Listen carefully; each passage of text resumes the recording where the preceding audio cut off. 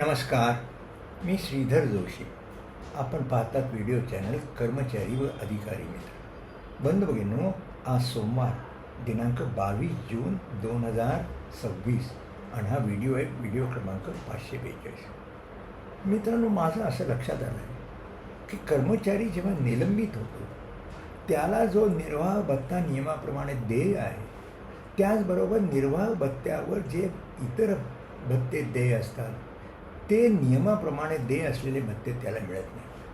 आणि म्हणून नेमके त्याला काय भत्ते देय आहेत याचं स्पष्टीकरण ह्या छोट्याशा व्हिडिओमध्ये करतो. परवाच माझ्याकडे एक नागपूरहून एक फोन आला आणि तो निलंबित कर्मचारी होता. आणि निलंबित कर्मचारी होता त्याला माझ्याकडून काहीतरी विभागीय चौकशी संदर्भात मोफत सल्ला पाहिजे होता. मग मी त्याचे म्हणणं ऐकून घेतल्यावर मी त्याला सहज विचारलं, तू केव्हा निलंबित झालास? निलंबित होऊन 4 महिने झाले, तरी त्याला निर्वाह भत्ता किती मिळतो? 50% मिळतो. मग त्याच्यावर म्हटलं, घरभाडे भत्ता मिळतो का? सर, घरभाडे भत्ता मिळतो, पण तो घरभाडे भत्ता पूर्वी जेवढा मिळत होता त्याच्या निम्माच मिळतो. म्हणजे जो निर्वाह भत्ता मिळतो ती रक्कम विचारात घेऊन घरभाडे भत्ता दिला जातो. आणि तसंच स्थानिक पूरक भत्ता सिटी कॉम्प्लिमेंटरी अलाउन्सच्या बाबतीमध्ये देखील तसंच होतं. आणि हे जे प्रश्न आहेत, या नेमकी नियमामधली काय वस्तुस्थिती आहे हे सांगण्यासाठी हा छोटासा व्हिडिओ करतो. मित्रांनो, आपल्याला कल्पना आहे की पूर्वी देखील व्हिडिओमध्ये मी कर्मचाऱ्याच्या निलंबनावर जे व्हिडिओ केले त्यामध्ये हे स्पष्ट केलं की कर्मचाऱ्या निर्वाह भत्ता किती मिळतो. तर हा जर महाराष्ट्र नागरी सेवा पदग्रहण अवधी, स्वेतर सेवा, निलंबन, बडतर्फी व कामावरून काढून टाकणे या काळातील प्रदाने नियम 1981च्या नियम 68च्या तरतुदीप्रमाणे काय आहे? निलंबित कर्मचाऱ्याला किती निर्वाह भत्ता मिळाला पाहिजे? तो जर अर्धवेतनी रजेवर असता तर त्याला मिळणारी जी लीव्ह सॅलरी असते, म्हणजेच रजेच्या काळातील वेतन असतं, तेवढा निर्वाह भत्ता दिला. म्हणजे सर्वसाधारण पगाराच्या 50% दिला. हा किती असतो?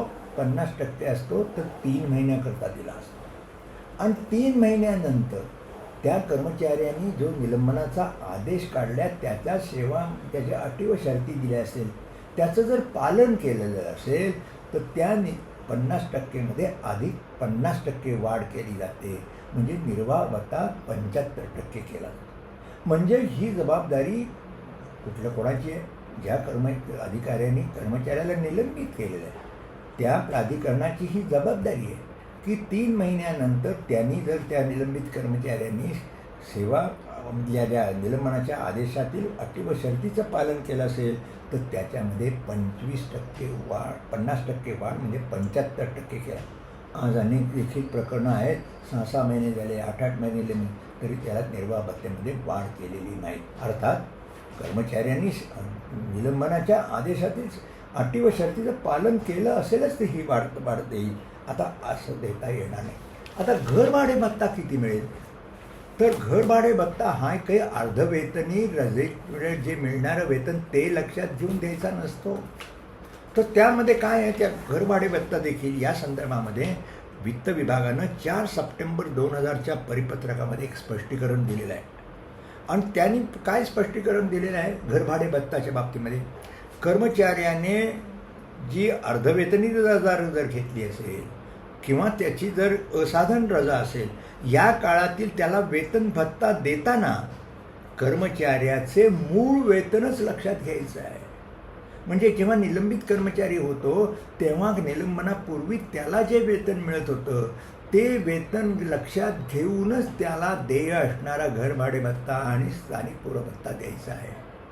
त्याच्या निर्वाह भत्ता देताना त्याच्या वेतनाच्या अर्ध वेतन दिलं जातं. म्हणून निर्वाह भत्ता 50% जो दिला जातो ती रक्कम विचारात घ्यायची नाही आहे.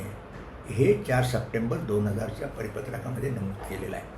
थोडक्यात घरभाडे भत्ता देताना आणि स्थानिक पूरक भत्ता देताना देखील निलंबित कर्मचारी पूर्वी त्याला जो मिळत होता तेवढाच त्याला घरभाडे भत्ता व स्थानिक पूरक भत्ता देय असतो. त्याला निलंबित असल्यामुळे त्याला निर्वाह भत्ता 50% म्हणजे साधारणपणे 50% वेतन मिळतं.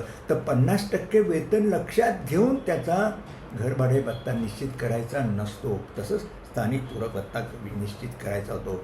हे 4 सप्टेंबर 2000च्या परिपत्रकामधून स्पष्ट होत आहे. हे 4 सप्टेंबर 2000चं परिपत्रक जे आहे ते परिपत्रक मी गुगल ड्राईव्हवर अपलोड करून त्याची लिंक याच्यासोबत दिलेली आहे. अर्थात हे सांगताना मला हेही नाही सांगितलं पाहिजे.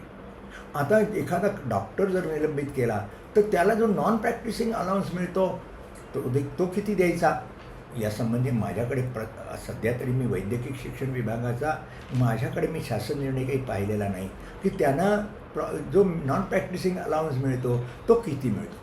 पण तो जर नॉन प्रॅक्टिसिंग अलाउन्स जर वेतनावर आधारित असेल, म्हणजे जसं आपल्याला माहिती आहे की वेतनावर जो DA मिळतो जेव्हा दिले आता समजा 60% वेतनावर DA मिळत असेल तर निलंबित कर्मचारी झाला तर त्याला अर्ध वेतन मिळतं.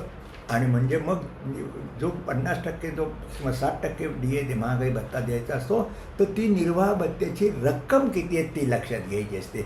मूळ वेतनावर त्याला महागाई भत्ता देय नसतो. त्याचप्रमाणे हा नॉन प्रॅक्टिसिंग अलाउन्स जर असेल तो जर वेतनावर आधारित असेल, म्हणजे समजा वेतनाच्या 20% जर नॉन प्रॅक्टिसिंग अलाउन्स मिळतील तर मात्र त्याला आता अर्धवेतनाच्या इतकं रक्कम जे मिळते ती रक्कम विचारात घ्यावी लागेल.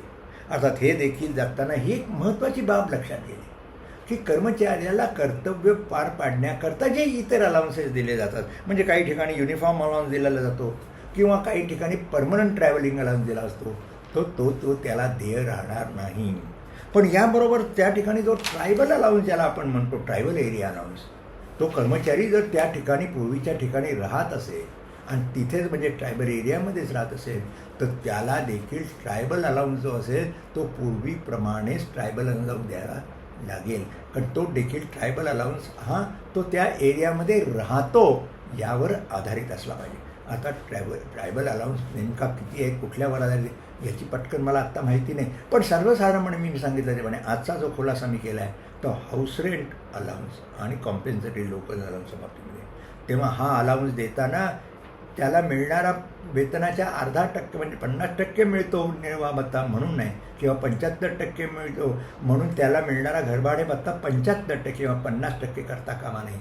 त्यांना पूर्वी मिळणाराच घरभाडे भत्ता आणि सिटी कॉम्पेन्सेटरी अलाउन्स मिळत असेल तर तो देय राहील.